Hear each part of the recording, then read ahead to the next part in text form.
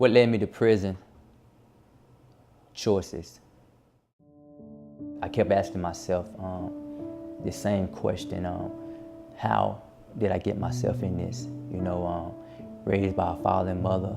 Father have influence in the community, pastor of church, went to high school, graduated from high school, went to college. And I was wondering, what was that person at? It was like a empty feeling that I can't explain. The day I surrendered my whole life to God, and why was the day I was walking the compound, and I was looking at the movement of the inmates, and I was looking at the COs, and I was looking at the barbed wire fence. And at that moment, I knew that this was not the life that I wanted. I stood there with tears rolling down my face, saying, God, if you're real, reveal yourself to me. Because I want to know you for myself, not based on what my parents taught me coming up in church, not based on what other people have said about you, but I wanted to know, was God real? And I began to seek God because I wanted out. So in prison, you know, my wife and I was talking about a church, you know. I began to pray and seek God about a church family. Faith Chapel come up in my spirit, and I told my wife to go visit Faith Chapel. And day one she visited, she fell in love with Faith Chapel, you know, and she joined. She came to me and asked me, is there any kind of correspondence that he could get so that he could join the church while he's in there? And when she said it, I was ignited, you know. I was like, okay, yeah, we probably could do that. And we were able to get Aaron on the phone and Pastor Mike on the phone. Tangi, his wife, was there. And so he was able to get the right hand of fellowship. He was able to join the church actually while he was incarcerated. That was that was just amazing. It was a lot of challenges in prison, you know, but the stand that I had decided to take, you know, I couldn't waver in that decision. You know, I had made a decision that I would sell out for God.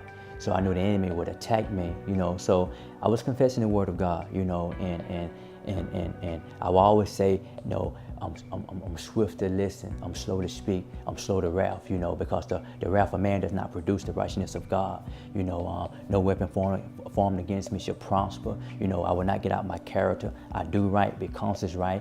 I had to begin to renew my mind with the word of God, you know, daily, you know. And it seemed like when I made that decision, the favor of God just opened up. I had favor with staff. I had favor with inmates, you know. I was able to see my wife and lay hands on her, and not just to pray for her, you know. You know, I had favor like Joseph in prison, you know.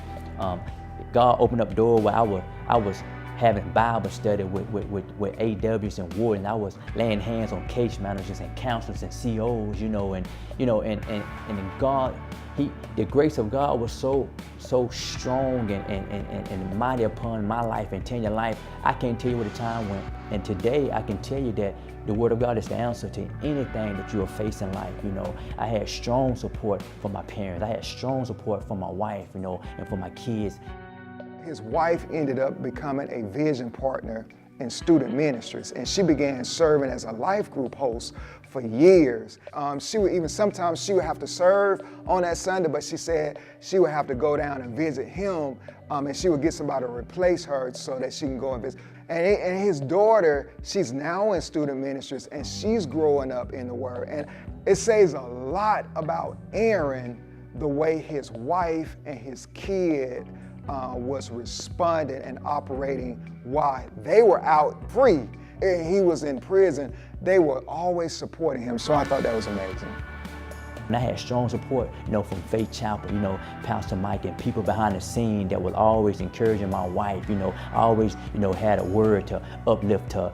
I had so many doors open day one I come home from prison, mainly because, you know, because of standing on the word of God and, you know, and implementing the word of God in prison. You know, as I would pray in the spirit, you know, I would confess what I wanted God to do. You know, I would confess, you know, the type of job I wanted, you know, the type of income I wanted, you know. And it was a process, you know, because I was at the halfway house and I had to take a job in the halfway house, you know. But I'm working for myself, you know. I'm a paint contractor.